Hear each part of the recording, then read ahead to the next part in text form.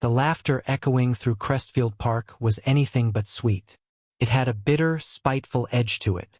Two young twin girls stood cornered near the swings, clutching each other's hands tightly as an older boy shoved them closer to the sand pit. Before the next push could land, a man in a sun-faded gray t-shirt stepped between them, calm but unshakable. "Back off," he said, voice low and solid, his gaze like steel. The boy hesitated, his chin jutting out in defiance. He did not move. Then the man added, "Now." That was enough. The kid backed down. The twins, Emily and Zoe, remained frozen in place, cheeks streaked with tears. Zoe held a torn sketchbook behind her back like it was something fragile and sacred. The man, whose name was Travis, knelt down slowly to their level, keeping his tone gentle. "You two all right? Anything hurt?" Emily shook her head, whispering softly, "He ripped Zoe's drawings." Travis held out his hand. Zoe hesitated, then placed the crumpled sketchpad into it with the delicacy of handing over broken glass. He brushed the sand away and flattened one of the pages. A bright orange fox stared back at him, distorted but still proud. "These are really good," he said with quiet sincerity. "Nobody gets to treat your art like trash." From behind, the boy snorted. "My dad owns half this town." Travis stood up, returning the sketchbook to Zoe. "Then maybe he can buy you some manners. Apologize." The pause dragged. Parents exchanged looks. The boy's friends began to inch away. Finally, the kid mumbled, "Sorry," and trudged off toward the basketball courts. "Thank you," Emily whispered. "Any time," Travis replied. "I've got a daughter too. If someone ever messed with her, I'd want a grown-up to step in." That was when a woman in a fitted burgundy blazer and practical flats sprinted across the grass. Her name was Vanessa. Her eyes, sharp and burning, scanned the scene with swift precision. "Emily, Zoe." The twins ran to her, crashing into her arms. Vanessa's gaze shifted to Travis, taking in the entire scene at once. Ripped pages, the retreating bully, and the quiet resolve in the man who had stood guard. "I'm Vanessa," she said, her tone polite but edged with realism. "And you just made an enemy you probably didn't mean to." Travis tensed, jaw tightening. "I only did what was right." She glanced toward the courts, then back at him. "That boy's father is Jonathan Maddox. The man plays dirty, both in public and behind closed doors." She exhaled, some of the tension leaving her. "Still, thank you for what you did."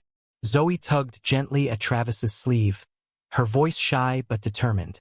"Will you come to our school's art day next week? Please." Travis smiled faintly.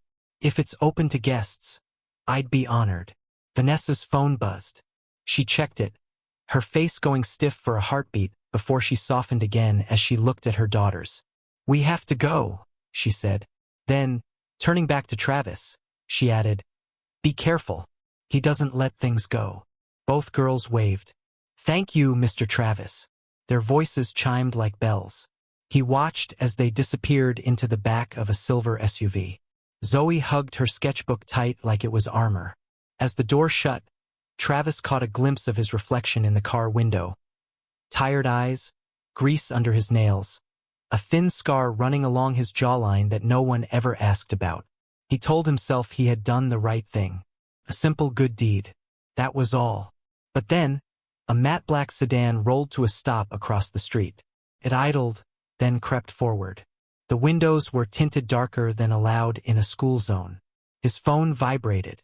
Unknown number. He answered. "Mr. Maddox?" a woman's voice asked. "This is Detective Reynolds. Do you have a moment to discuss the incident earlier today at Crestfield Park?" Travis squared his shoulders. "Yeah," he said evenly. "I've got a moment." He pushed open the garage door of his repair shop, phone pressed to his ear, and stepped inside. Detective Marla Bennett's voice was steady but clipped when she spoke. "About yesterday's incident at Crestfield Park," she said. "The boy you confronted, his father is Jonathan Maddox. When someone crosses his family, he finds pressure points. Employment, housing, custody arrangements." Travis clenched his jaw. My daughter's name is Lily. She's 7. Then listen to me carefully, Detective Bennett continued. If you start noticing strange vehicles idling outside your garage, if new customers begin asking too many questions, or if Child Protective Services suddenly knocks on your door, you call me. Immediately. Do not try to handle this alone. The line went dead. Travis stood in the quiet shop, the fluorescent lights humming overhead. He shut them off, locking the front door behind him, and scanned the street outside. The matte black sedan from earlier was still there, idling at the corner longer than it should. Then slowly it rolled away. By morning, 2 scheduled appointments had been canceled with no reason given. A third man showed up, asking too many questions about Travis's hours, who had keys to the building, what kind of surveillance system he used. Travis wiped his hands on a rag and stared the man down until the questions ran dry. Later that afternoon, a familiar black SUV pulled up out front. Vanessa stepped out, holding a brown paper bag that smelled of coffee and something warm and yeasty. "Thanks for what you did yesterday," she said, placing the bag on the counter. "And I'm sorry for how I spoke to you. I was sharp, protective." "You were being a parent," Travis replied. "I get it." She hesitated, then decided to speak plainly. "I run Hayes Industries," she said. "Jonathan has been circling us for months, buying up suppliers, pressuring our lenders, spreading rumors. Yesterday gave him a new excuse to escalate. His angle now is simple. Punish the man who humiliated his son by going after the mother who stood beside him. So he scares you to scare me," Travis said. Her eyes didn't blink. "That's how he plays." A soft tap at the SUV's rear window broke the tension. The twins, Emily and Zoe, were pressed to the glass. Vanessa waved them out. Emily approached shyly, holding out a fresh spiral-bound sketchbook. "For your daughter," she said, "so she can draw with us at the art show." Zoe chimed in with quiet resolve. "That's why you have to come." Travis couldn't help the smile that tugged at his lips, even as something clenched in his chest. "We'll be there." The SUV pulled away. Travis's phone buzzed again. Unknown number. A voice he didn't recognize spoke smoothly. "Mr. Maddox, we heard you work late. Mind if we stop by after dark?" Travis looked toward the corner. The same sedan was back. Without a word, he slid the deadbolt into place. "The shop closes at 6, he said coldly, and hung up. Across town, in a tall glass building overlooking the skyline, Vanessa stood at her office window as the city lights began to glow. She sent one text. "If anything feels wrong, call me first." The reply came quickly. "I won't let this touch the kids." At Lincoln Elementary's gymnasium, the air was thick with the smell of glue sticks, sugar, and too many excited children zipping around tables stacked with art supplies and cookies. Travis entered holding Lily's hand. She looked around wide-eyed. Then, in the swirl of motion, 2 familiar faces spotted them. "You came." Emily grinned, grabbing Zoe's hand and tugging her toward Travis like he was a lifelong friend. "Come on. We'll show you our fox drawings." Moments later, Vanessa appeared, wearing a dark green blazer and heels that clicked softly against the floor. Her hair was slicked back, her presence cool and polished, until she crouched down in front of Lily, offering a soft smile and a warm thank you for coming. For just a second, the executive vanished. In her place was just a mom. But then, slicing through the sound of chatter, came a slow, mocking voice. "Well, if it isn't the hero from the park." Travis turned. Jonathan Maddox stood there in a tailored suit, flanked by 2 imposing men in black. His gaze flicked past Travis, landing on Vanessa. His smile was tight, but his eyes were ice. "You always had a thing for strays," he sneered. "Leave Jonathan," Vanessa replied coldly. "This is a children's event." But Maddox stepped in closer, his attention shifting back to Travis. "You think you embarrassed my kid?" he asked. "You embarrassed me, and I don't forget things like that." Travis didn't move. "Maybe if your son learned not to pick on little girls, I'd call it a good day." Around them, parents had begun to glance over. Vanessa stepped between the 2 men, her voice sharp enough to cut glass.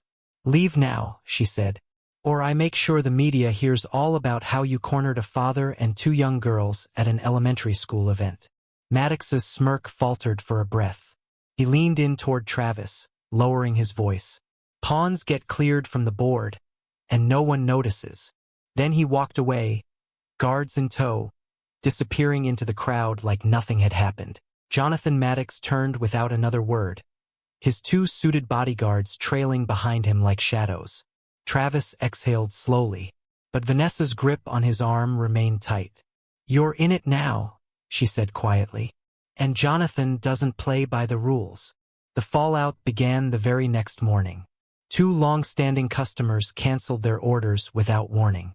By midday, the shop's biggest job, a major repair that was supposed to cover Travis's rent for the next month, suddenly vanished with no explanation. That evening, the school called about Lily. Someone had filed a complaint regarding her absences. From the principal's tone, Travis could tell someone had fed them lies, and he had a pretty good idea whose fingerprints were all over it.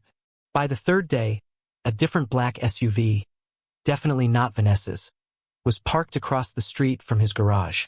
Inside, two men sat motionless, their faces buried in shadow, watching. Travis walked straight to the curb, grease rag still in hand, and stared them down until they finally pulled away. Later that night, his phone buzzed. It was Vanessa, and her voice was tight with tension. It's escalating. I just got word from the board.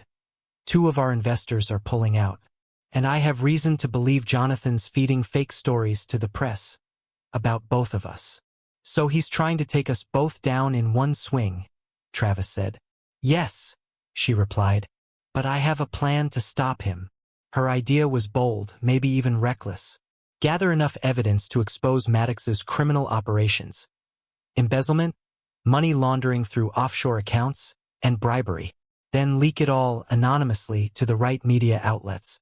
But until the story broke, they would be targets. Travis thought of Lily. He thought of the twins. He remembered how Emily had hugged him in the park, trusting him without question. I'm in, he said. Over the next week, they moved quietly, cautiously. Vanessa used her executive clearance to access company documents that others could not touch. Travis reached out to old friends, ex-military, a retired police contact, and a few people who owed him favors. They collected surveillance footage, testimony, paper trails. One evening, just after a meeting with a whistleblower, a man emerged from a side alley. He was one of Maddox's people. Mr. Maddox sends his regards, the man said with a thin grin. Maybe you should stick to fixing engines and leave the rest alone. Travis stepped forward, slow and steady. His voice was calm, but deadly clear. You tell your boss, he said. If he so much as glances at those girls again, I'll forget I was trying to be civil. The man did not respond. He stepped back and disappeared into the darkness. Vanessa's expression was unreadable, but something flickered in her eyes, an unspoken respect. The leak hit the news before sunrise. By 9 a.m., Jonathan Maddox's face was on every local broadcast. Banners flashed beneath his image. Embezzlement, bribery, fraud. Journalists swarmed his corporate headquarters. By market close, his company's stock was in freefall.